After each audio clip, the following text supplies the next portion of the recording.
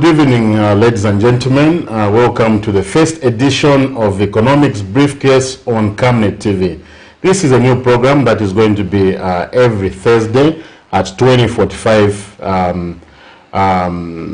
in the evening, and I'll be hosting it. My name is Lubinda Habazoka, academician, economist, researcher, consultant, husband, and father. Basically, this program is about everything you want to know about economics. For those that are doing commerce in school, that are doing a bit of economics, if you are doing business studies, if you're an economics student, you're an economist, then you are watching the right channel. This is a leading program that is going to be giving you current affairs on economic issues surrounding livelihood of citizens in the country. We're going to be discussing basically topical issues in the country. We are going to be giving you the current trends in terms of prices of commodities, the food basket. We'll be discussing issues to do with wealth creation, economic development in general. If you're, you want to be a fish farmer someday, then stay tuned. One of these weeks, it will be your day. Today, I have a guest. I'm going to go directly to discuss with my distinguished guest today on a very topical, issue. And today we're looking at energy reforms. Those of you that have been following current affairs might be aware that there have been a lot of statements in the press about, changing the purpose or repurposing of Indeni, and also the unbundling of ZESCO. As economists, as an economist, I know that we have different people in this country. There are those that understand economic principles. We have engineers, but we need economists to sit down with energy experts to break down this issue, so that at least citizens are able to have a feel of of what is happening. I believe that national economic dialogue, national discourse is very important in bringing or giving in a buy-in on all citizens in terms of national economic development. And for this purpose, this program is not going to be political. This program is purely for academic economic issues. Now, today I've already said that we are discussing energy reforms in Zambia with a biasness on looking at the economic implications of the reforms. And my guest today, ladies and gentlemen, my guest today is a very distinguished gentleman. You are going to have to be privileged to interact with him. Our phone lines are going to be open. You can send in your text messages on the on the phone that are below, on the phone numbers that are below your screens. My guest today is Mr. JOHNSTONE CHIKWANDA. He has a bachelor's in mechanical engineering from the University of Zambia, our largest institution. He has an MBA and is currently doing a PhD in the USA. And ladies and gentlemen, this gentleman has been everywhere.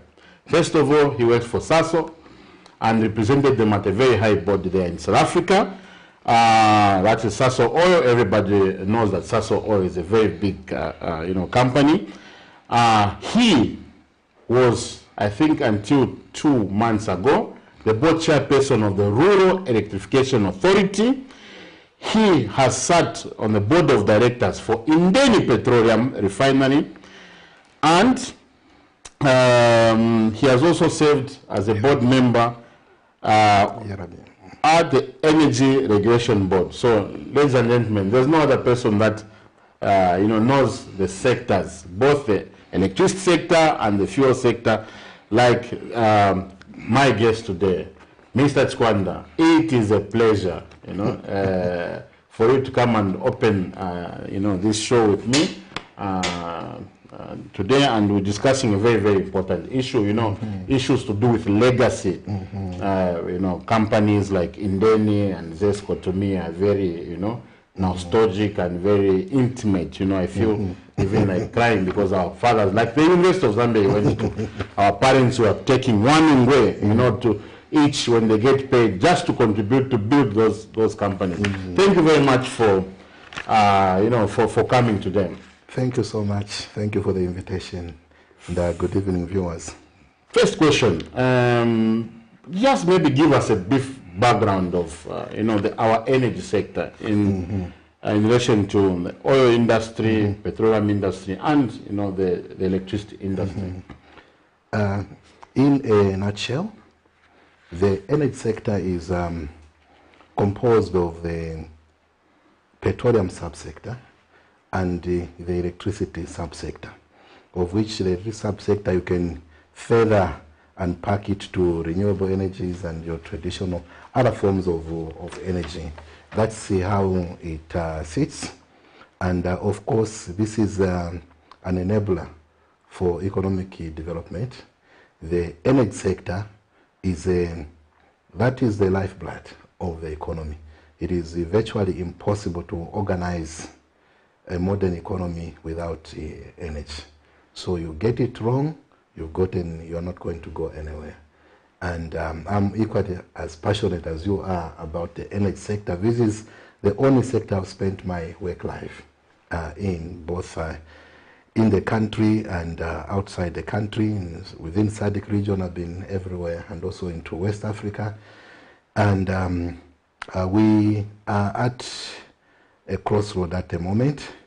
And because of the challenges that beset the sector in the African continent, where we have over 600 million people who have no access to energy.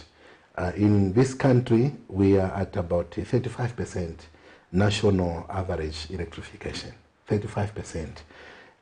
When it comes to rural electrification, we are at 8%. Rural electrification is at 8%. And as a country, we're signatory to the United Nations Sustainable Development Goals, of which one of them is goal number 7, which talks about, it calls for universal access to clean, affordable, and sustainable energy for everyone by the year 2030. So we have got 8 years to 2030, and we are at 8%. So that shows the amount of work that must go into electrification, into rural electrification, if we are to meet that SDG goal number 7. The only goal which has got so much influence on about 8 other goals. If you don't meet goal number 7 on energy, you won't meet the goal which deals with the health care provision, quality health care. Because to provide quality health care, you are going to need electricity. You are not going to do well in the SDG, which deals with education, because you need electricity. The SDG deals with poverty eradication, which deals with gender, and so on and so forth. You won't. So it is very, very crucial to get things round and put in front this sector so that it can impact favorably on the other SDGs as well. And that is where I am very touched, not just regarding the country, but also generally elsewhere, because 8% is too little.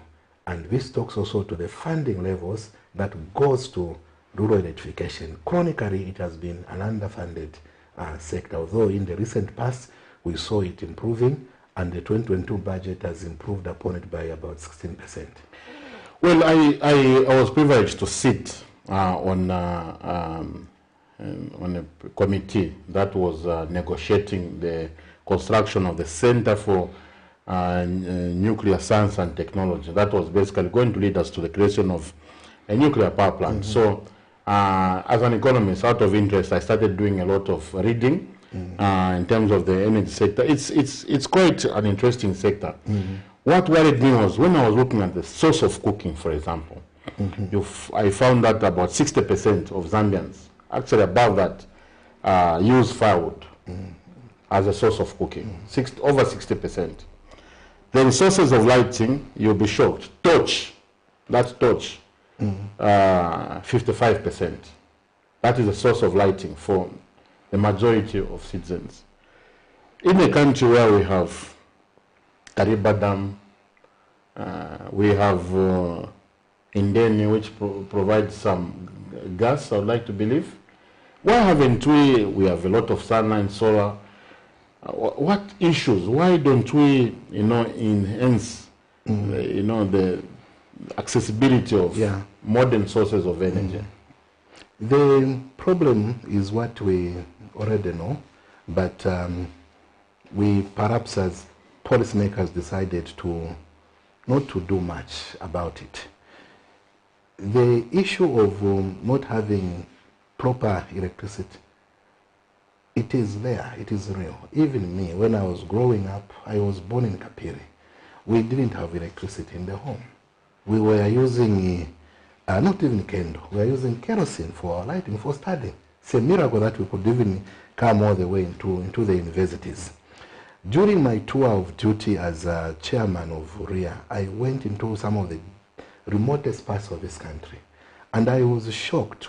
We go to the hospital, you find women the way they are delivering the babies. Of course, we were not there, but we were being told. They were using a traditional form of lighting. They are using light of a phone to attend to the mothers. When the babies are born, they have to use hot water bottles, those who need the incubation, because there is no power for the incubators. So it's a very chilling story when you go out there. It's very, very chilling. And there is a reason we are here where we are. Like one philosopher says that whatever has come into being by virtue of its history. Yes. So we have legacy issues which have which have to do with the structure of our industry, the way it has been. It has not been friendly industry to the investors. It hasn't been friendly.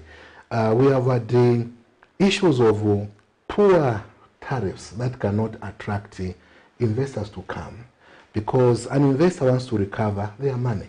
So if they are not guaranteed, there is no bank that is going to give them the money. Even you cannot put in money where you know that you're not going to recover. So until we sort out the issue of the tariff, we cannot attract adequate investors in the energy sector in this country. It is virtually impossible. And if we cannot attract adequate investors in the energy sector, we are not going to develop the economy the way we want to develop. Even what the New Dawn government have come with very ambitious plans, saying that they want to increase production from the mine from 700,000 to 3 million. Now, we know electricity, about 60% goes to the mine currently. Yes. And about the same quantum, about the same quantum also goes to, or fuel, goes to the mine. Yes. So that means we are going to need more than treble the electricity amount that has to go to support that ambition. Now, where is that going to come from? So we have to unpack, resolve, and make certain tough decisions in order to attract, because this investment also, they take longer, some of them too. They have a longer gestation period before you can start getting your electricity. You know, talking about subsidies, in 2013, when we had President Michael Chufyasat, I remember he removed subsidies. Mm-hmm. Yeah. I did a paper and the research. I think a year that time we were spending about 2.1 billion kwacha just to subsidize electricity and fuel. By then, it was quite a huge amount, and by then I was for the removal of subsidies. Mm-hmm. A month ago, or 8 months ago, I said electricity tariffs were not cost effective, and I was insulted by quite a number of people. And the reason why I said so is I know that, ZESCO was formed in 1970. I think some millennials might not know, or other viewers. Before that, the electricity was being provided by the local authorities. ZESCO created in 1970, and then consolidated distribution. ZESCO took charge, let me say so. Then we had old projects. I think the last one, 1977, and an old project. The power project? Power project, yes. Kafue Gorge. Yes. Yeah, Kafue Gorge was one of the biggest and last. And last, yes. So from 1977, 78 to Mamba Collieries, there was no project. So it meant that we had paid back the money that we used, and now we are just, the capex was not really there. Much of the cost was OPEX.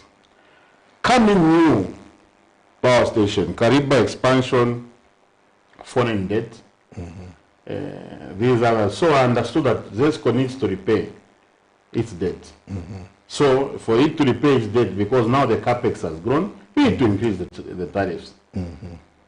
So is it right to say ZESCO is mismanaged? That's why they are tariffs. So it has got to do with what I've explained. I'm just before an energy expert, so I want to listen to your views. What issues, are surrounding ZESCO? Everybody can ZESCO. Maybe as citizens we have neglected ZESCO. I think this is very good conversation, which we need actually to sustain. There is a term that we use in the industry that the African power utility is trapped in a trilemma. First of all, it has got poor tariffs on one side, then it has got inadequate clean energy, and it is also trapped in political interference. So it sits in a trilemma. The issue of electricity is a socio-economic issue, and subsidies, they do occur in different countries, including in the Western world. It is what exactly do you want to achieve at any particular time. Then also, maybe here it's a pricing that we haven't gotten correct, because we have got different consumers who are supposed to pay different prices. Maybe we need also to revisit those categories and say who is in this category, because there are some of our people that are very weak and very, very vulnerable. Then there are others who may pay a little bit more. So these reforms are hoping that they also revisit the issue of the customer categorization, so that we can spread properly, because you might find that maybe there are some who are paying better, or already paying cost-reflective tariff than the others among the consumers. It's not possible that everyone across all these, they are paying. There are some who may be, but the cost of service study is going to be very, very important to help us to understand how the situation is saying. To answer your question, have we mismanaged ZESCO? What is it that we have done to ZESCO? Because we need to understand that very well. Because if we don't understand that, even if the consultant who has come advises that let's go the way of unbundling, and that route is adopted, if we don't really assess what exactly we have done, we might still end up with those same problems. There are some countries that unbundled and have done well, others unbundled and it was disastrous. They have had to rebundle. Was it Zimbabwe? Zimbabwe was a disaster. Yes, even I think in East Africa, one of the countries.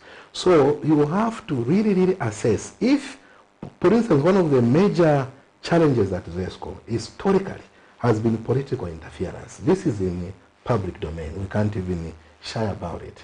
From the UNIP days, there has been political interference at ZESCO. During the MMD, there was political interference at ZESCO. All successful administrations, it has been there. Even if you were to unbundle, if you don't deal with the political interference, the unbundled entities can still be vulnerable to the political. I'll be very frank with you. If you want to run a company professionally, you fire all the directors, CEO you fire, then you just appoint new ones.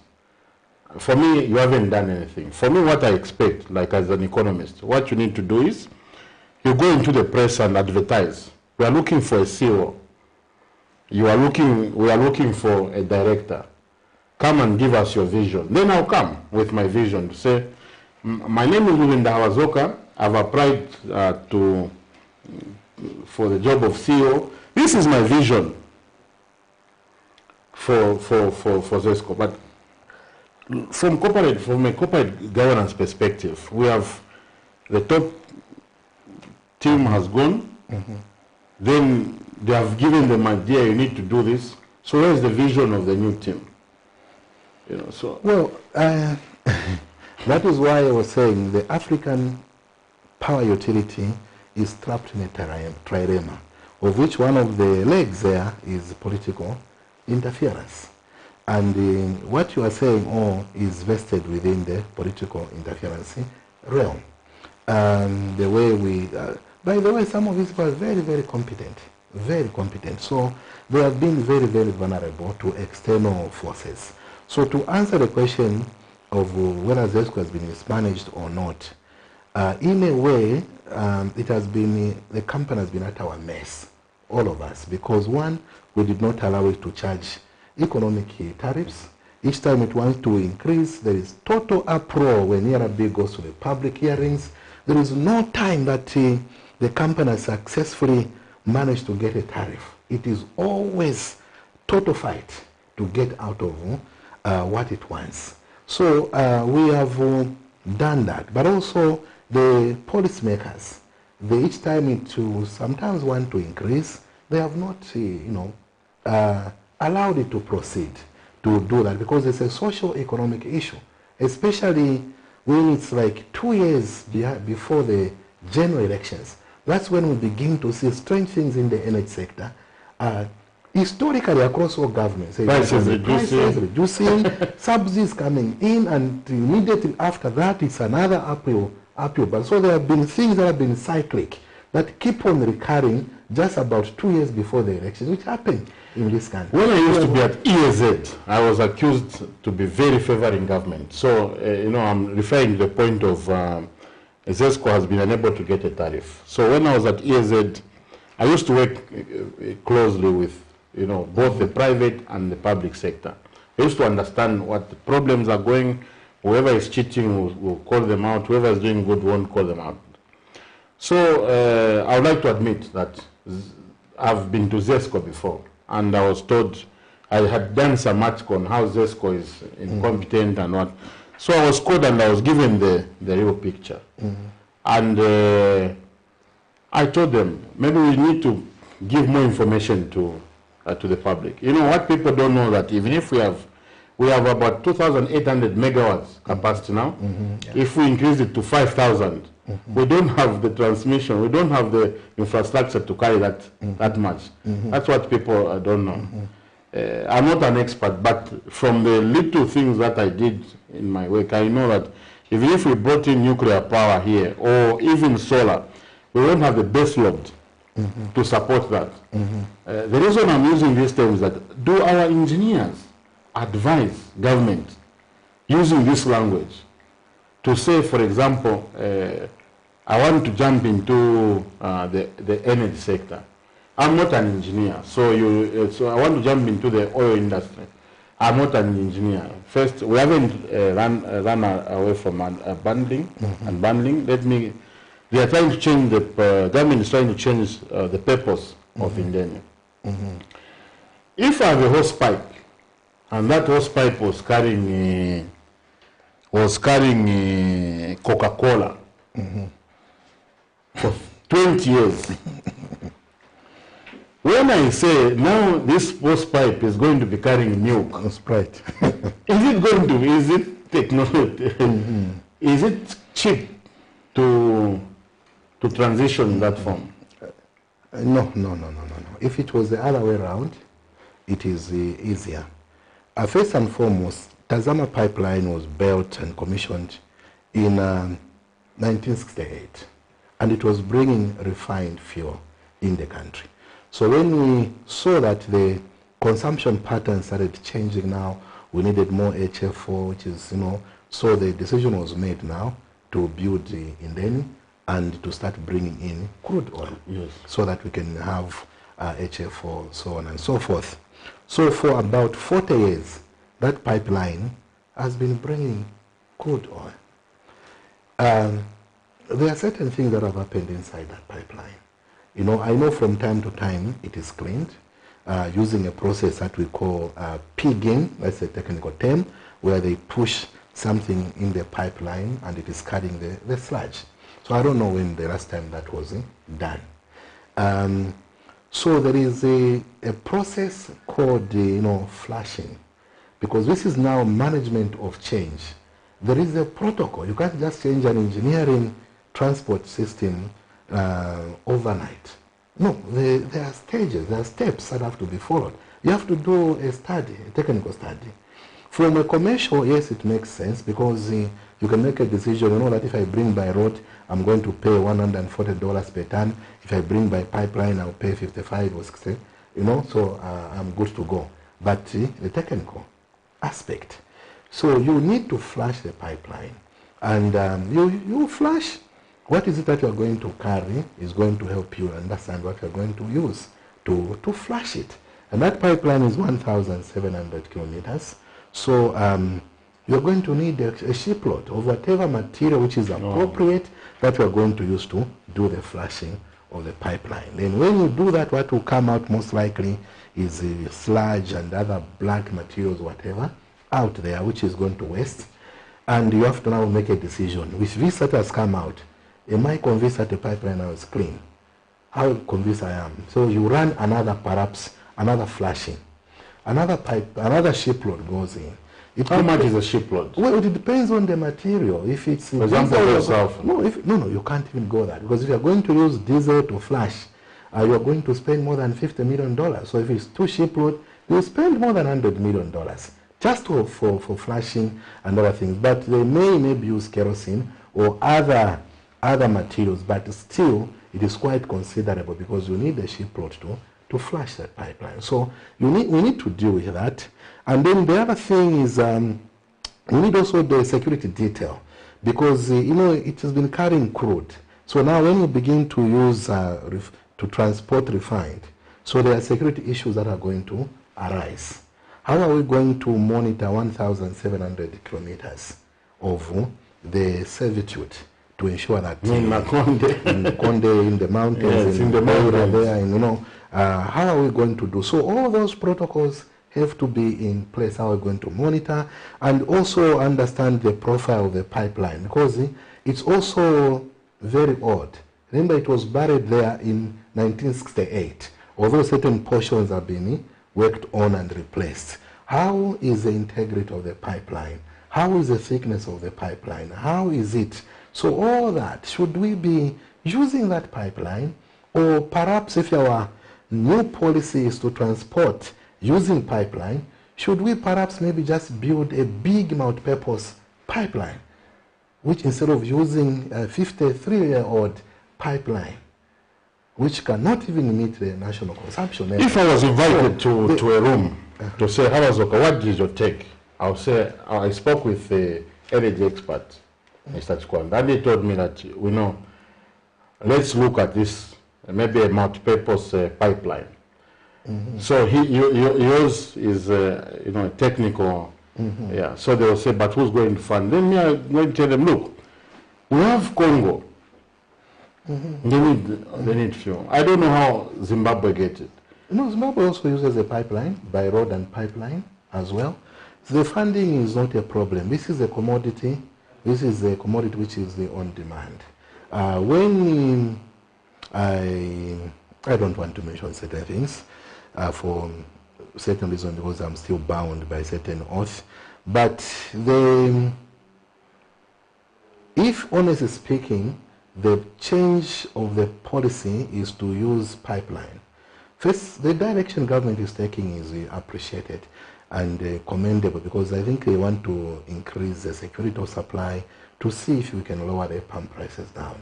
But if we are going to rely on the current pipeline, it might not be, in the short term, it might be okay, but in the long term, because it is only low sulfur that it will be bringing, meaning that other fuels are still going to be coming by road, which is an expensive form of transportation. So when you still aggregate this, it's a smaller component, a smaller saving that might be realized out of that. But perhaps if you build a complete new one to take you 2 years, This is not purpose to bring petrol, to bring diesel. Then you reduce significantly on what comes by road. Then you can mentor the pump prices down sustainably. That is how I'm looking at it myself. And the pipeline and Indeni, they are Siamese twins. So if you change the business model of Indeni, also you change the business model of Tazama as well. And this, you have to approach them holistically. Because you can change there. Yes. Now I'm becoming an expert. Yeah. I'm becoming an expert. We have Tazama pipe, which carries the commingled stock. So then there's Indeni, which is the separator or refinery, loosely spoken. So if we are going to be taking fuel on the pipe, then we don't need Indeni. Yes, that is why you see the language is to change the business model of Indeni. Because you don't need now Tazama to be bringing crude oil, meaning Tazama pipeline now has to bring refined fuel. So that is a change of business model really. Now, the complication that we have to traverse is that the pipeline is owned with a different country, Tanzania. 33.7% ownership in the transport system. So there has to be a very big energy diplomatic trip to Tanzania if it has not taken place. Because we've got to go tell our shareholders, co-shareholders, that look, from where we are sitting, we believe that if we change now to elevate it to how we used to do it, to be a long time ago, to be transporting refined, this is the outcomes that are favorable, which we think are going to help us as a country. We have done an impact assessment, and we believe this is achievable. What is your view as a co-shareholder?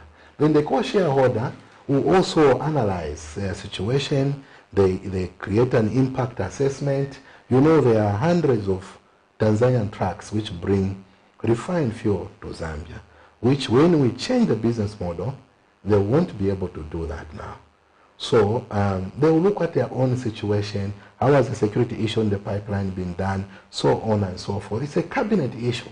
So because there is a board of Tazama, then there is a council of ministers who report into cabinet.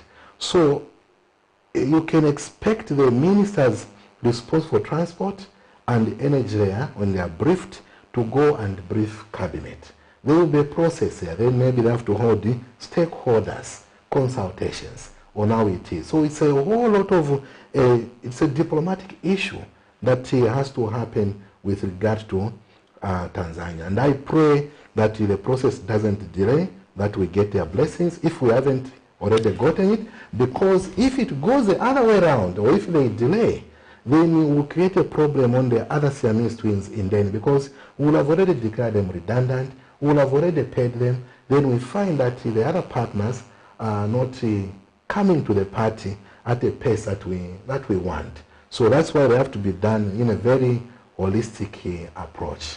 If you're just joining us, you are watching Economic Briefcase, a new program that is starts on every Thursdays at 24:45 hours.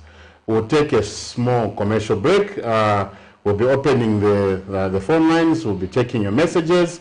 So just jot down the numbers that are below the screen. After the break, we'll be picking phone calls. Hi there, SGK Properties wants to remind you that there will be life after the festivities. That's why we are here right now presenting you an opportunity to invest in what will literally last you a lifetime. We have various plot sizes in Kabangwe area, just 6.7 kilometers from 6 miles roundabout. Plot sizes range from 20 by 20s, 25 by 20s, 30 by 20s, 35 by 20s, 40 by 20s, 40 by 23s, and 40 by 35s. We also have 1-acre plots located in Lusaka West, 22 kilometers from Lumumba Road on Mungwi Road, going for 180,000 kwacha. Remember, the option to have your dream house or passive income investment property constructed for you with modern finishes and quality care is also available. For more details on acquiring these pieces, contact us on 0762 166018 or scan the QR code you see on the screen to access us on WhatsApp directly. SGK Group, serving generations through knowledge. Are you a young talented football player? Unlock your international future potential of greatness in soccer. Zambia's greatest soccer talent that the world has been waiting for is about to be revealed. Join young and gifted football players through Camnet Soccer Academy. There will be trials and selection of potential players. Trials to be conducted on 8th January 2022. Camnet Soccer Academy is looking for 2 categories, namely under 16 and under 18. Don't miss this opportunity of a lifetime. Time 08 hours to 16 hours. Venue Kablonga Boys Secondary School. Parents, bring and support your children.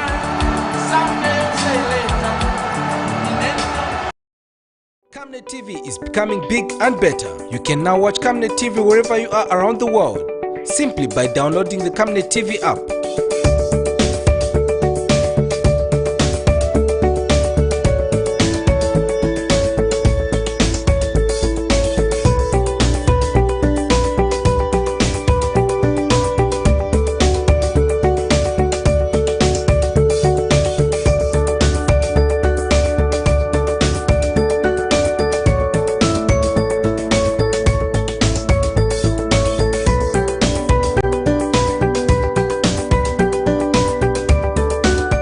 With Camnet TV app, you only use less bundles. Camnet TV, not just another channel.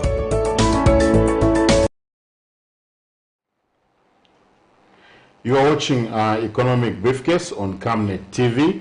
I'm the host, Lubinda Hawazoka. My guest today is Mr. JOHNSTONE CHIKWANDA. We are discussing energy reforms in Zambia, economic implications. Today, after this interview, we are going to give you the trends in the market.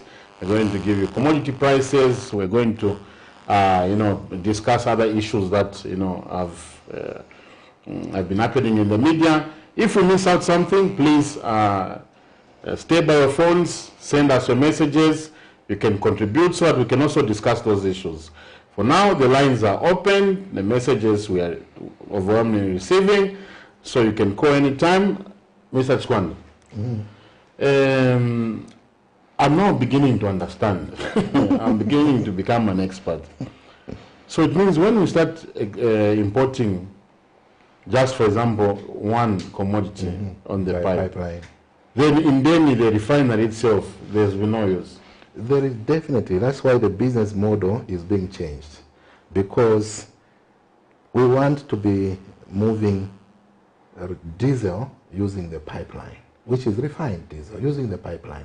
So there will be complete no use for Indeni from a refining point of view. So the infrastructure which deals with the refining has to be decommissioned and perhaps sold. And maybe someone will buy it and go and set up a small refinery somewhere. That's where my worry is, the selling part. Part of it becomes the... When Kenneth Kaunda was building that thing, there was a lot of sacrifice. Energy security, it was... We are one of the few countries in Africa, if not the only one, with such a separator. Is it not going to say maybe after 10 years we realize we made a mistake and we'll create another Zambian Airways? Look, yes, inside the subcontinent, this is the only inland refinery that we have. We have our first caller. Please say your name, where you're calling from, and be brief with your question. Hello? Hello? Your name, where are you calling from? Good evening. Good evening. My name Munshani wa Pasco. Tafiri chirapa bwadi. Good evening, Mr. Chikwanda. Good evening to you. I think my question would be based on on the boundary where, this has been in discussing for a long time. Now it seems like maybe the new government is still the idea. What I think maybe, although I just found the program halfway, where Mr. Chikwanda was trying to explain before we go right through to boundary, we do first the study, the analysis, and come up with the pros and cons. Now, I think maybe this idea at the moment should be maybe one of the conditions from IMF, if I'm not mistaken. It's time to be corrected by you experts. I'm sure you know what is been happening. Now, if we were to unbundle this, and already we've got some private companies which are in the energy sector, more especially in power energy. I'll cite an example, CC, Dollar Energy, Mamba Quarries, and then there's Senfo. And ZESCO is the only company which has got the hydro power, and in Zambia, our energy or our electricity is from power energy, from hydroelectric power. So I can foresee a situation where if they unbundle, I don't know the names which will be given to those companies. I'm sure those companies, the companies will be favored to maybe to do both of the generation, distribution, and transmission. So the company which will be doing the generation will be selling only to these two entities. So the private sectors will be thrown away. So I'm sure at the moment, yes, we are not there yet to have this one bundle. I'm sure Mr. Chikwanda tried to explain for those Amazon filming now is not in aid. But I'm sure I need a clarification. Don't you think that if this was to be unbundled, these other private sectors would be thrown out? Maybe a clarification on that, Mr. Chikwanda. There's also in India again. I'm sure this is a condition by IMF to have all those what they want to do, the new restructuring at India. This is coming from India. I think Zambia we don't blame. In 1991, this system is an example. What has happened to this system? It will happen to India, it will happen to ZESCO. So we need to be careful. Like Mr. Wazok, I read in one of the media where you are suggesting that we should have an unitization and India. I think it's very important. So Mr. Chikwanda, I don't know what you are going to say about that on unbundling. Don't you think these other entities like 60, to them for Mamba Quarries and Dollar Energy will be thrown out? Thank you very much. Thank you very much, Pasco. I deal with that. Very important question. Very important question. And people are asking, they are following. The unbundling, we haven't yet gone there. If you've, and this is not this one, this issue is we have just been failing to do it, to reach that decision, so we've been keeping it. 2017, I think I was privileged to sit on the ZESCO reforms to come up with to advise government whether to unbundle or not to unbundle. And we came up with a paper and which we submitted. I cannot disclose because of confidentiality issues. I know what we found on the ground and what is best for the country. So the new consultant whom government has engaged, is to take us to a place where what we need to do to ZESCO. If you keep it the way it is, these are the repercussions and these are the advantages. If you unbundle, these are the advantages, these are the disadvantages. Because there is the advantage and disadvantage to anything you're going to do. Should we keep it in its format, current format, and just make certain changes to it? This will be the outcome. If you unbundle, this is what will come out. So there will be a lot more things that will be evolving as the work goes on. Unbundling has also got its own advantages. Ghana unbundled, they created 5 companies out of 1. So it is not just fragmenting generation, transmission, and distribution. Yes, generation can be alone, transmission alone, but distribution can be further unbundled.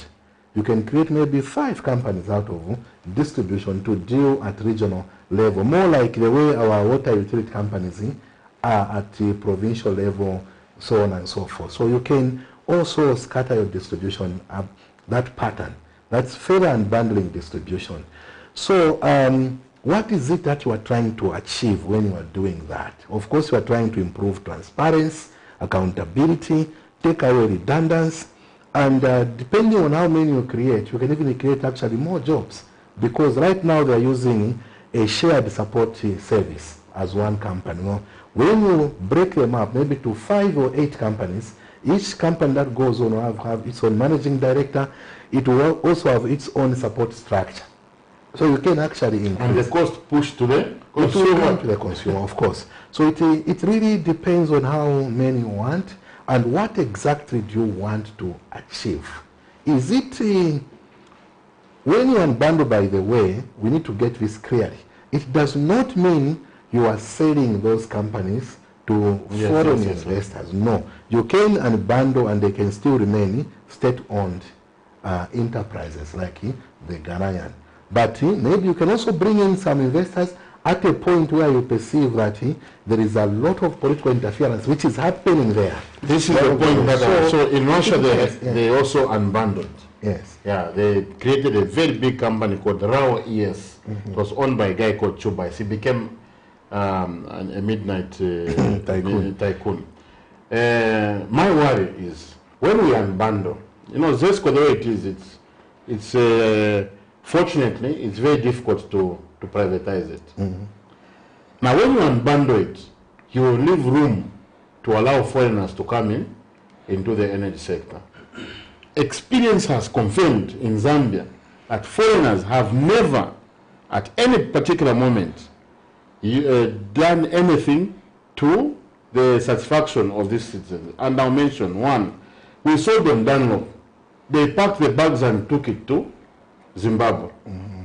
We saw them ZTCM. They told us, unbundle it, then you sell it. We lost Karwe ZTCM. We lost Nampundwe area, Rwansha division, Nkana division, all those divisions. When you go there, sports amenities, because this was a well-functioning, like Kodoko. Kodoko, no one unbundled it and it's working correctly. So my worry is when we unbundle and we allow foreign, because Zambians don't have the capacity to buy into such a huge company. So we are going to get foreign ownership. Are we not going to open ourselves like the way the mining industry is now? I think that question can be answered later, because to unbundle does not necessarily mean to sell. To privatize, yes. Yeah, so should the government now come up and say, oh, now we are going to sell them, then maybe that kind of talk can come. But for now, the decision has not even been made whether they are going to unbundle. Maybe they will be. We have a second caller. Maybe they want to give us more data. Your name. I think we have some messages. Thanks. First message is the energy mix of solar and other renewables viable in the current state of ZESCO? TM from Lusaka. Next message. Interesting discussion. How can we make ZESCO completely independent of politics? The firing of people whenever there is a change of government is not good in my opinion. Simon calling from writing from the capital, Lusaka. Good evening, Dr. Awazok and Dr. Chikwanda. I told you we are going to get a PhD very, very soon. Great program. Please educate us of the benefits, of what benefit is Tazama pipeline to Tanzanian government besides security. Use, if they are land and collecting revenue from, if they are collecting land, please educate us of what benefit is Tazama pipeline to the Tanzanian government besides security and use of their land and collecting revenue from Zambia. Does the pipeline feed them with oil also? MK? Yeah, asking a lot of Mr. Chikwanda explaining issues so well. Give advice to government. I agree with this one. Yeah, we are lost for time, but we didn't even finish on the other previous caller. They talked about it as IMF and whatever it is there. Yes, is it an IMF? I can't tell because we haven't been given told, yeah, but the issues at ZESCO are enormous. When you unbundle, if it comes to that, because we don't know, there are also advantages. Remember, there are independent power companies that are setting up that want to build. One of the biggest headaches for an investor in power generation is how am I going to transport my power from where I'm building to where my customers are. So you are going to interconnect now to go and negotiate with ZESCO so that you use ZESCO infrastructure. But ZESCO is your competitor. It wasn't. ZESCO is your competitor. Now, you see the dynamics that the problem that are there is your competitor because it is owning the transmission lines. So if you take out a transmission line to stand on its own independently, it is easier for the generation companies. They will be called different names, by the way, and also other private players to go to the same transmission company to ask for transportation of their power. It's an independent company whatsoever.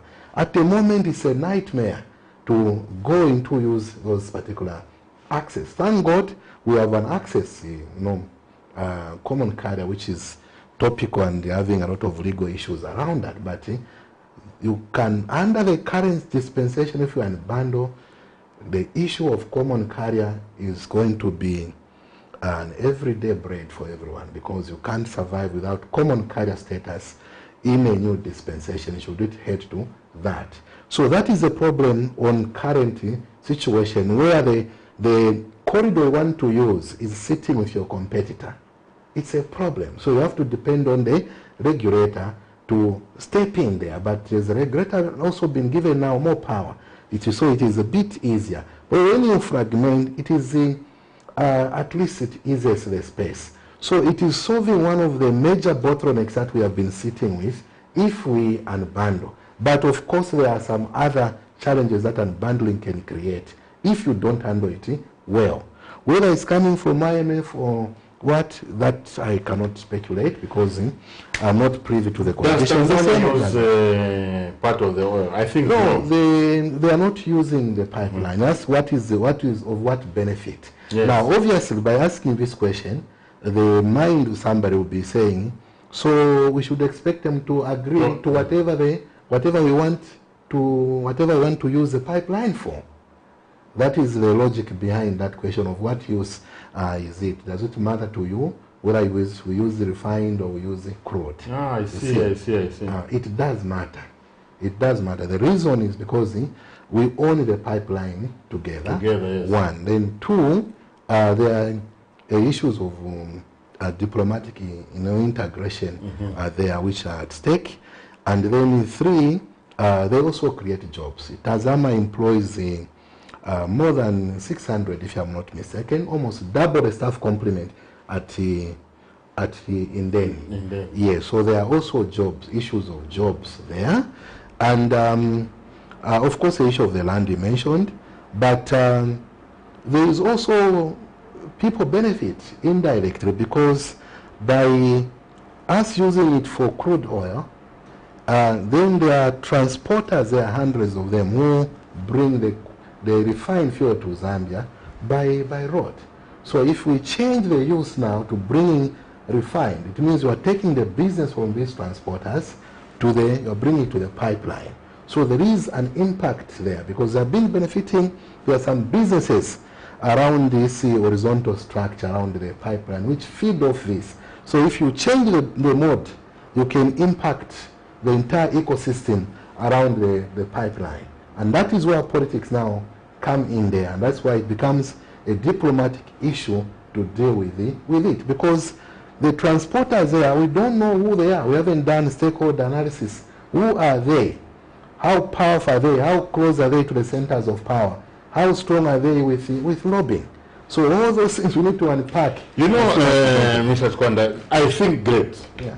I'm like Pastor Chiruba, permanently blessed and born for greatness. One thing I want to say is, may I think big. We have a huge demand of fuel, both in Zambia and in the Congo.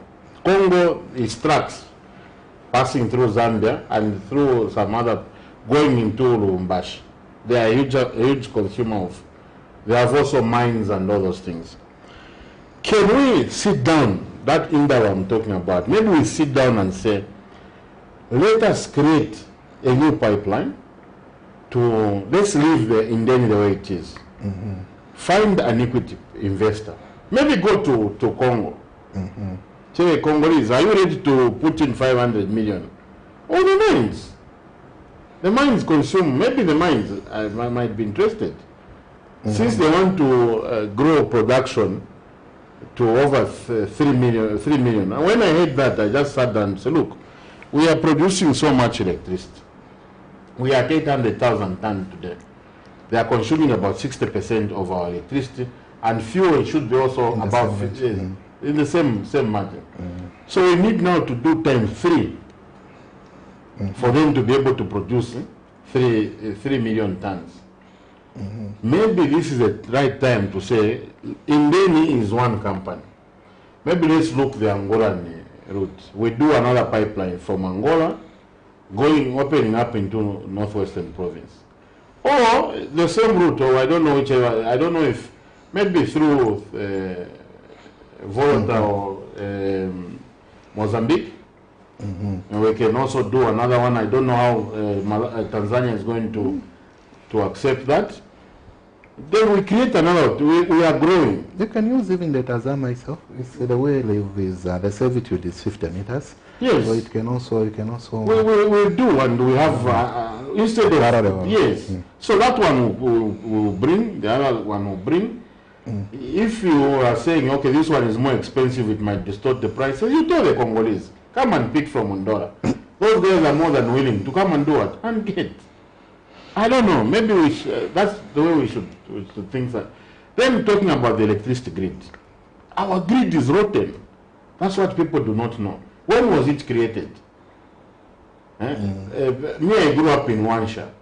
And I would like to ask people that are watching me from my street.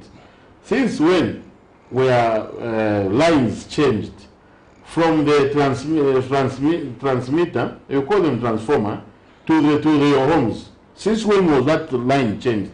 And since when did you see main service cable? So what we have is an analog system. It cannot. We need it. We need digital. They call it digital what? Smart grid. Smart grid.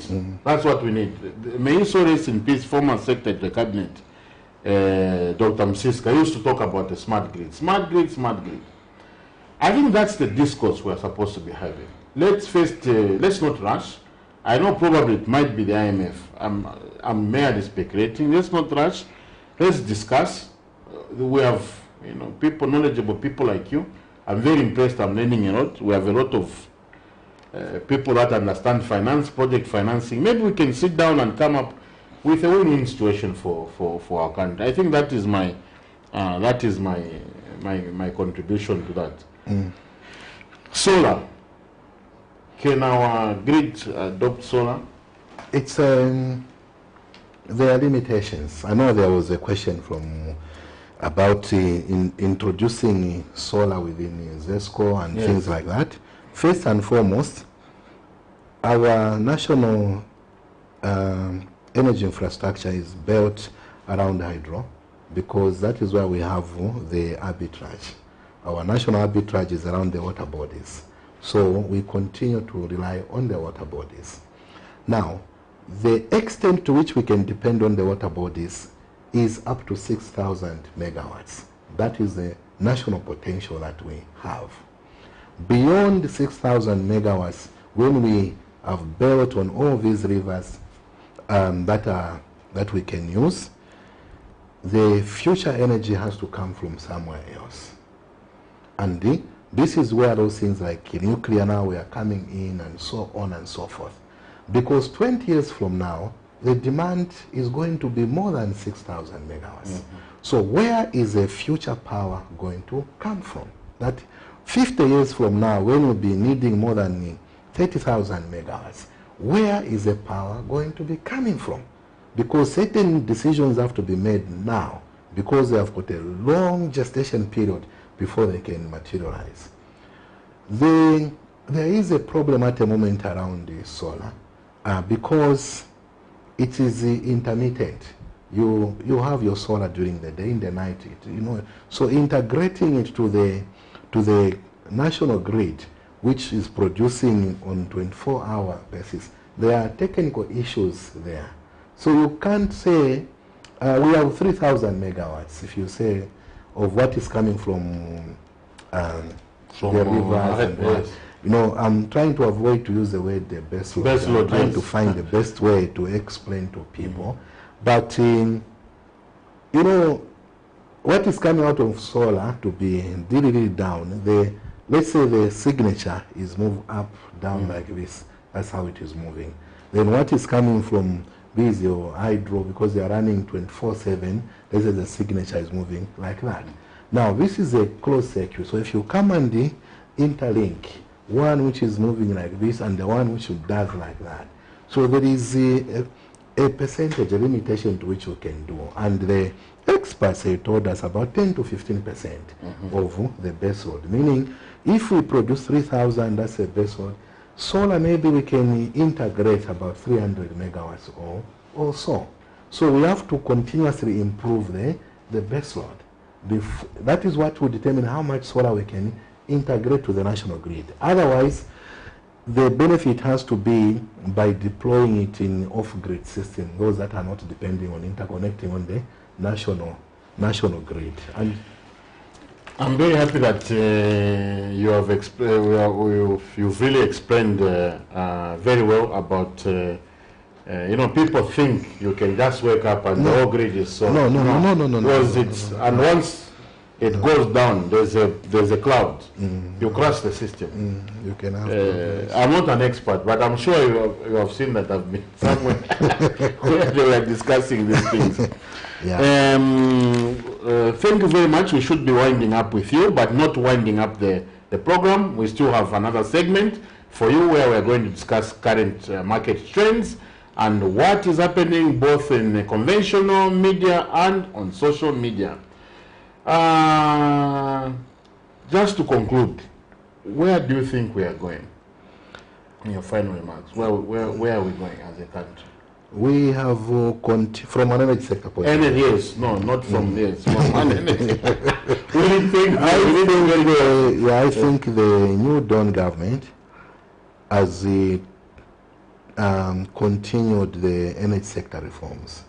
The energy sector reforms in the country started by the MMD when they took over and established the Electricity Act of 1995 and the Energy Regulation Board Act of 1995, and they took us up to the time when the Patriot Front came up as well.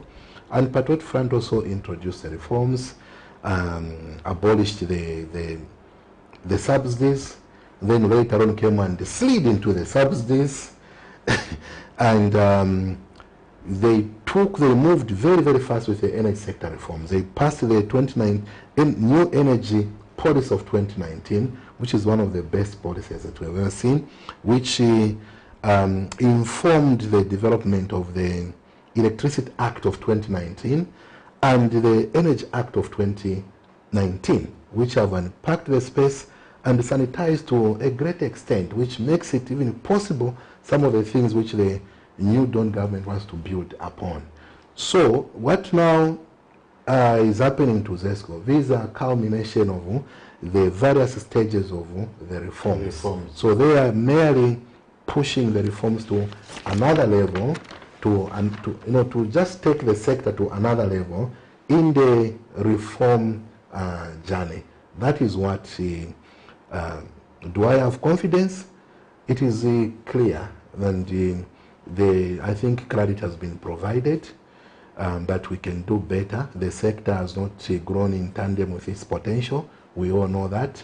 They have understood that the issue of the tariffs is a major hindrance, and so I believe that the sector will be mentored appropriately to the benefit of the country, because if we don't mentor it well, then the economic recovery programs and the other developmental agenda that we want to do are going to suffer a setback.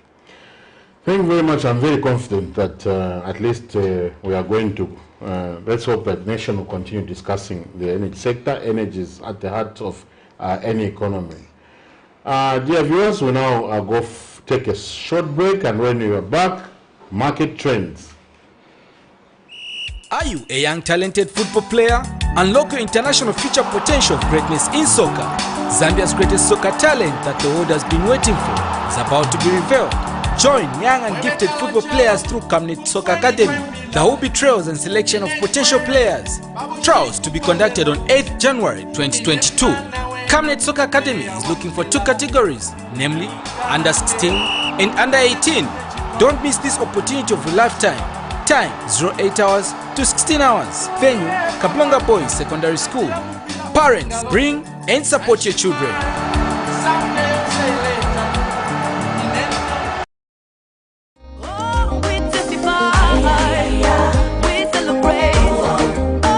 Hello, I'm Deborah Lukalu, all the way from South Africa. You are watching Camnet channel, not just another channel. God bless you. Stay tuned.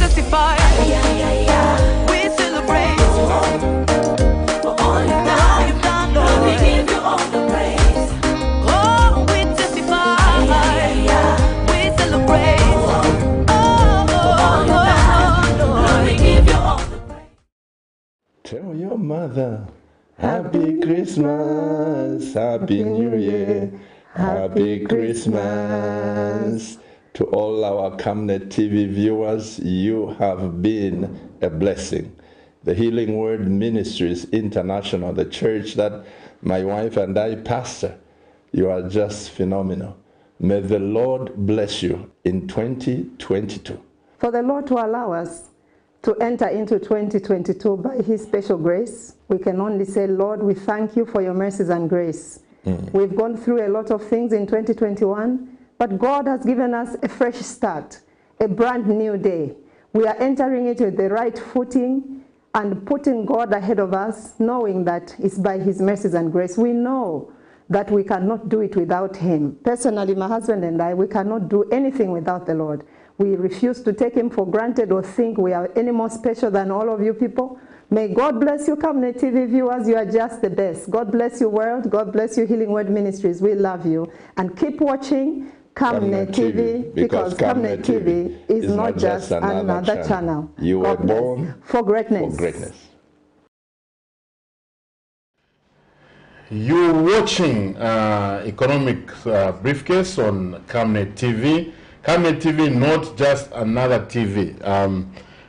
Now we're going to discuss market trends, and I'm joined by our anchor financial analyst, Mr. Noah Njapao. He's also a lecturer in the School of Business at NIPA. Mr. Njapao, thanks for give us the data.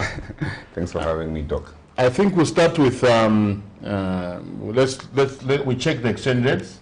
Yes, the exchange rates, but I think we'll start with the exchange rate, then go to a few selected prices for the metals, then we'll go to the oil. With time, as the program progresses, we're yet to add more commodity prices, even going to household goods like cooking oil and meal prices, and so on. Okay, so we'll go straight into looking at how the kwacha closed today, trading against major currencies. So the dollar closed at selling at 16 kwacha, 18 ngwe. The pound closed at 22 kwacha, 76 ngwe. The euro closed at 19 kwacha, 1 ngwe. The rand closed at 1 kwacha, 6 ngwe. What is happening to the dollar? It was like 6 months ago, it was 23 kwacha per dollar. Then it was 15 some 3 months ago. Then it's now 16.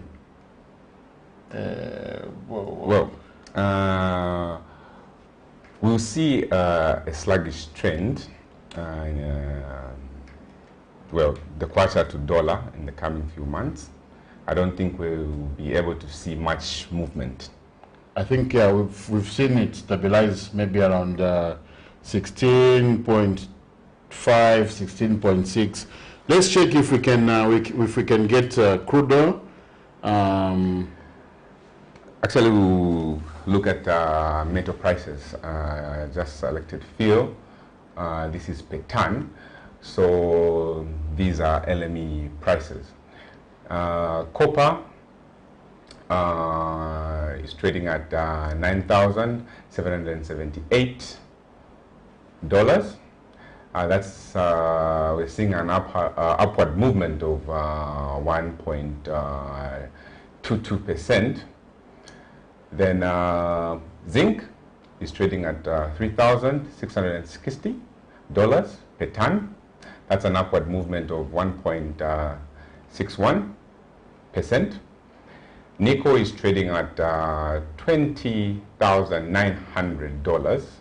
That's also an upward movement of 0.82%. And lead is trading at 2,343. That's an upward movement as well of 69%. So I was discussing with my colleagues. In Zambia we are so self-centered on copper. One of this is a foreigner. He came to me and said, "Look, copper, you are getting it at copper or 2%. Then for you to make a copper concentrate to bring it to say 30%, you need 200 tons, of copper. But zinc, he tells me, you have a lot in Central Province, 30%. They consider it as trash to throw, and look at the prices. I think that we're doing quite well in terms of copper. Unfortunately, we are not seeing that in terms of increase in foreign reserves and maybe increase in foreign reserves and the strengthening of the Zambian kwacha. But I think overall the market has been very helpful. We have seen a positive trend.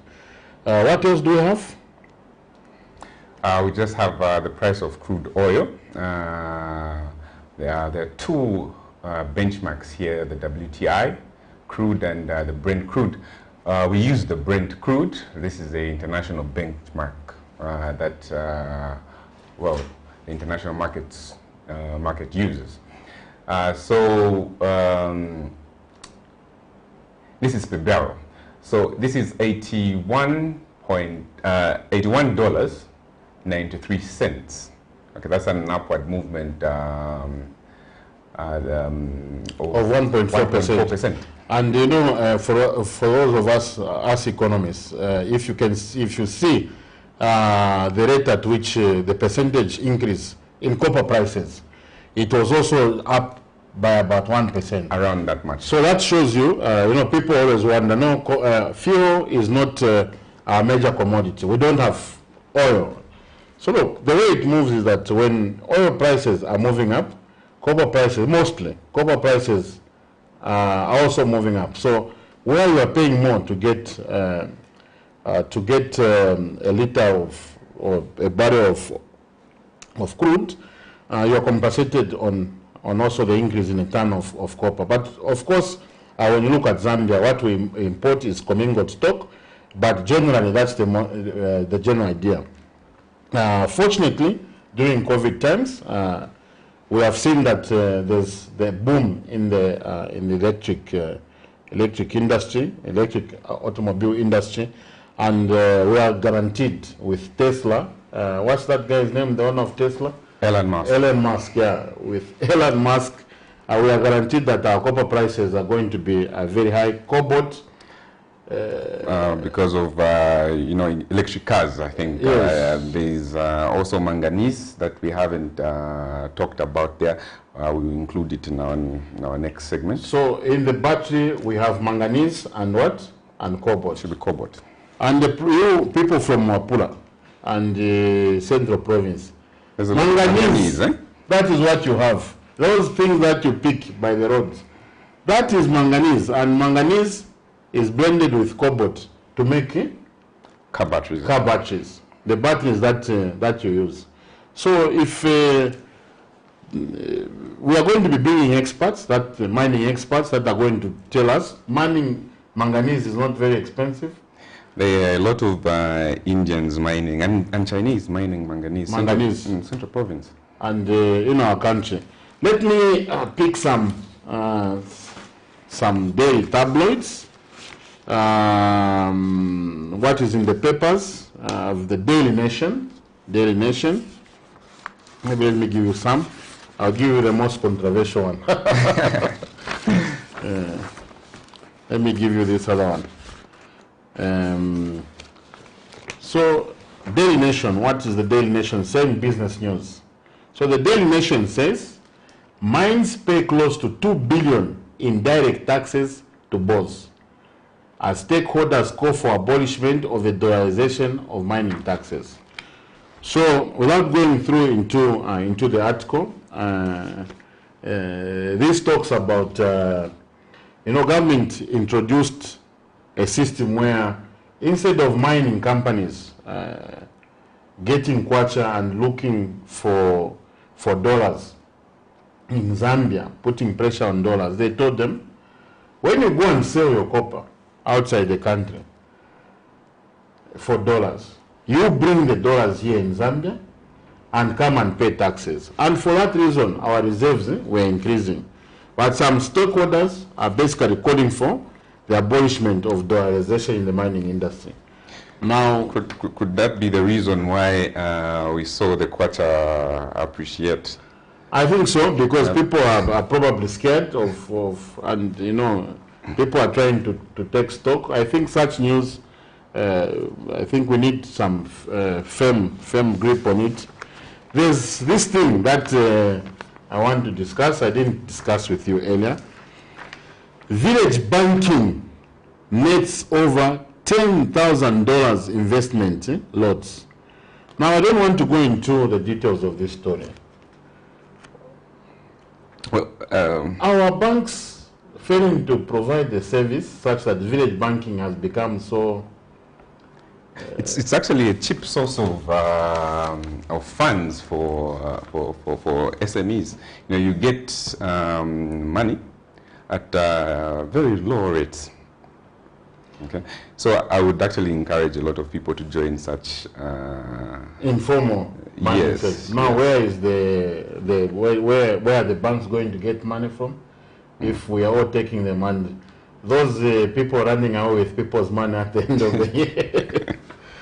I know. For me, village banking is very good. I can't stop. For me, I think village banking exists because banks have failed to provide a service that suits the citizens. Where there's a demand, there's always going to be supply. So if there's a supply for village banking, there's demand for village banking, then people continue creating them. But I don't think, do you think we need to regulate it? Well, I think we can regulate it, not to regulate it or over-regulate it. I think what we need to do is also encourage our remote areas, or rather our people in the villages, to also take up this initiative, maybe for their cooperatives or for their farming inputs. They could get cheap funds from these informal. There's a women village banking group. They have over 3 million kwacha. Those people are even contemplating in starting businesses. Actually, no, one, they have 10 million kwacha. Wow. When joining, you have to contribute 50,000 as a new member.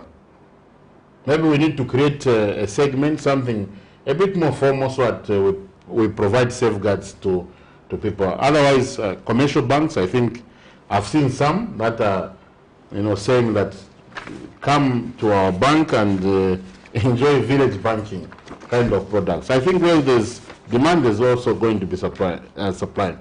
Before I pass it on to you, Daily Nation says petrol prices go down. South Africans pay less for fuel from today. That is from yesterday. Johannesburg consumers are getting some relief early in the new year, with fuel prices set to fall today. The Central Energy Fund announced on Monday that retail price of petrol 93, like in Russia, both of you are in Russia, we know that there's petrol 93, 95. When we used to have super and regular, this is what they have. 93 will be cut by 71 cents a liter, while 95 will decrease by 6. But I don't know. I think for me, no comments. So, no comment from me either. But there's this controversial news headlines that...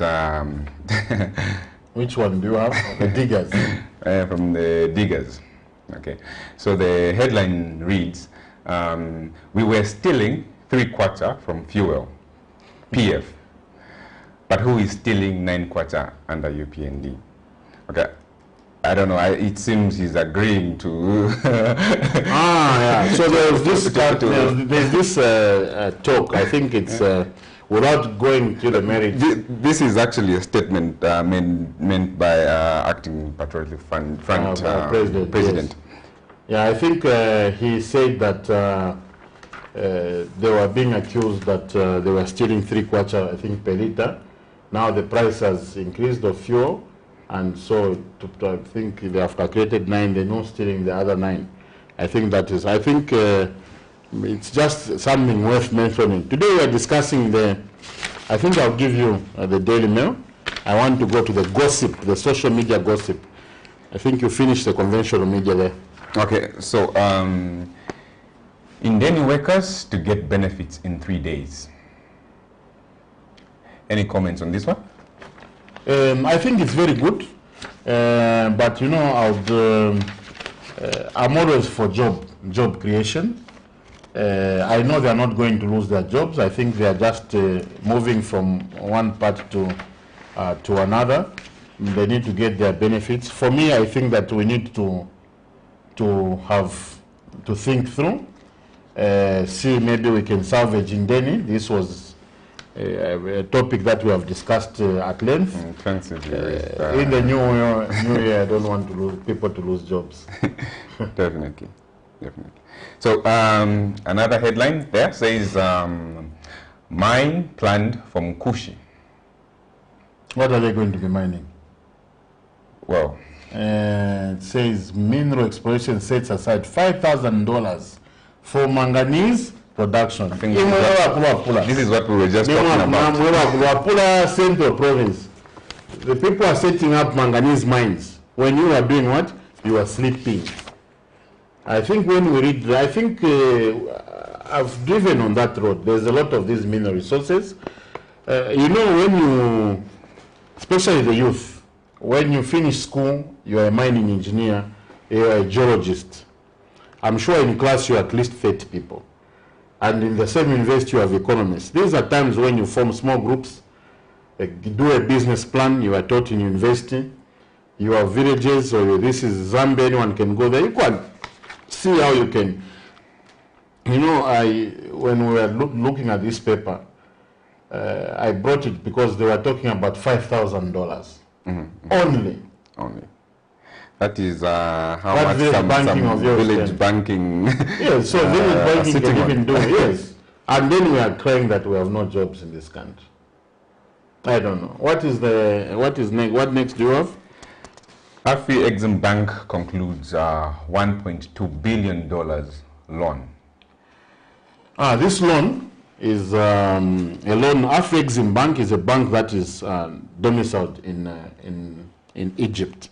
So Afri-Exim Bank is giving $1.2 billion to banks or to finance providers in sub-Saharan Africa. So a portion of that money is going to be available for Zambian banks for online lending. Now, what is very interesting and why it has even been captured in the news is that there's a lot of these funding opportunities, but people don't want to take advantage of this. So I think these are things we need to look at. Is this also Islamic financing? I'm not very sure whether it's Islamic financing, but if we could get money from Islamic banks, actually, I like the model financing because there's no interest. According to the Quran, interest is a sin. The sin. So you just pay administrative costs. I was chatting with a colleague 2 days ago who told me if I were us or if I had in a position of influence, I would have gone to Saudi Arabia to go and talk to the Saudi fund to bring in a lot of resources. I think as a country we need to look east, west, north, because like the late KK said, every man, white, ebon or green, is a child of God. Definitely. Yeah, so I think everyone is our friend. I think we need to look at all.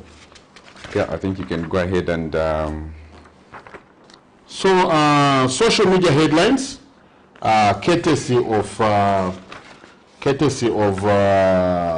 Lusaka Times and Camnet News. Main headlines that we have seen over the past few weeks. I don't know if the camera can capture me. This is too small, but I'm not being biased. You can just... My item was number one. Luminda Hawazoka calls on national endeavor to discuss the unbundling of ZESCO and Indeni. Yes, this is my article, and I think that the energy sector is the heart of every economy. And Zambia is for all Zambians. And economic development should be such that each and every Zambian is supposed to participate. Today I was watching a clip which said Chinese democracy is the most important democracy because when they choose a leadership in China, when they choose a leadership, the whole population supports that leadership. Same patriotism. Patriotism. You were in Russia, you know how patriotic the Russians are to their cause. Yes, of course. You can see China in the next 5-10 years is going to be the largest economy in the world. You know, reading the Communist Manifesto is interesting. When you read the Communist Manifesto, you understand where China is going. And that's what we lack. You come in, we change governments and things change. But you know, as much as that is called the Communist Manifesto, China is pure capitalist. Look at how it's taking over the capitalist machine. I call them maybe state capitalism. So we need to go the Chinese, not the Chinese way, the American way, and maybe just have some debate to exchange some ideas, come up with a concrete plan where everybody gets a buy-in and we discuss these issues. Another thing, former government workers protest at cabinet office to demand their 1999 severance packages. Government this week, I don't know if you know about it, government this week paid the released huge sums of money. Yes, actually a friend of mine from Botswana sent me an article saying, well, recommending our president for doing that. And I think it's a good thing. It's a good thing, and I think some of those people are going to be paid. So these former workers who protested, I think, even me, let me go and claim. But I think if people are claiming for money from 1999. Mine is to speak for those people. If the claims are genuine, please let's pay them also. Here it says UPND government will find a competent investor to take over KCM mines. That's what the minister says. This news is coming courtesy of Lusaka Times. My take on that, you know me, I'm pro-state capitalism in the mining sector. I believe that the government should own our mineral resources. I think the best investor in KCM is ZCCM IH. Yes, I agree with you. Abandoning works at Kafulafuta Dam would mean wastage of resources. That's what the finance minister was told day before yesterday, or yesterday, the 5th was yesterday. I'm very biased towards Kafulafuta because this water is going to be coming to Luansha. I think I picked out this news because I now live in Osaka, and some of us teach. So I go into a classroom and ask, all those who live in houses that get water from Osaka Water and Sewerage, lift your hands. 0. How many people in class? 80. Who uses boho? Everyone. So this is like 2022. I think we have a lot of educated people around. We need to find a way of how we are going to, provide central water. Those of us that went to school abroad will tell you that we are the central heating system. Meaning when it is hot, when it is cold, yeah, you don't need to switch on your heater. You just have something on the wall which will bring, which will provide heat. Which will provide heat. I think IDC takes steps to restructure ZESCO. This, I think, topic we have exhausted the source. Have I missed out anything? Maybe I can go back to this headline here, which says KCM workers reject Vedanta. That was in the diggers. Minister promises government reflecting on concerns. I think people are thinking. We've mentioned. I don't know if we have some text messages. Maybe we can pick one last call, if any, from any reaction from what we have done. Yes, we have some messages. Have we as Zambians benefited from privatization of parastatal companies? My answer, no. I think my answer to that is no. Have we?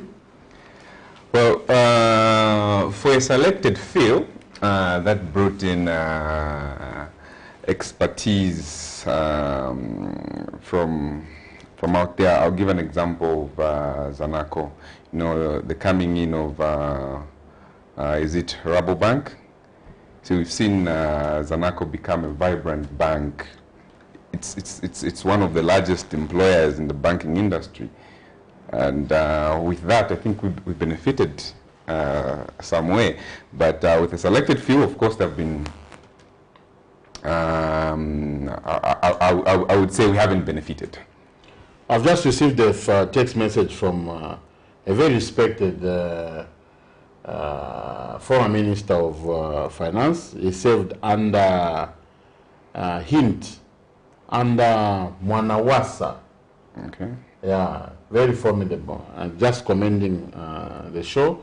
And maybe just to say that private sector role in this economy is very, very important. I'm not saying what he has written because I don't have permission to say what he said, but I think from the text message has reminded me that we need to encourage private sector participation also in the economy. The creation of, I don't want to call them cooperatives. Cooperatives, in my own opinion, are failing. I think maybe for the youth, innovative hubs, business hubs, maybe we need to change the model. That would be another topic for another day. Anyway, if any concluding remarks? I think maybe going back on parastatals. You see, the private sector comes in with the expertise that government can provide. And it is actually a good thing letting the private sector into some of the parastatals for management purposes. We'll see these companies start running efficiently. I think in the next coming weeks we are going to have a topic, private sector led economy versus government sector led economy. I'll invite somebody from China versus somebody from the USA. Ladies and gentlemen, you've been watching the Economic Briefcase. The host, Lubinda Habazoka, discussing today. Our guest was Mr. JOHNSTONE CHIKWANDA, an energy expert, making his debut on Camnet TV was our financial analyst, Mr. Noah Njapao. Next week, we have yet more interesting topics, more interesting, people to interview. We hope a lot of things, we hope that between now and next week, you're going to be all healthy. You need to continue masking up. Make sure that you observe, social distancing, and make sure that you love your neighbor as you love yourself. Social media, to end social media has been very toxic. I think that Zambians, we need to unite, we need to love one another. Where we don't agree, let's have discussion like this. We talk, we agree. If we don't agree, the majority wins, and the rest join the majority, and we move on like that. But let's be one Zambia, one nation. Thank you for watching Economic Briefcase on Camnet TV. Camnet TV, not just another TV. Thank you very much. See you next week. Bye-bye. Thank you.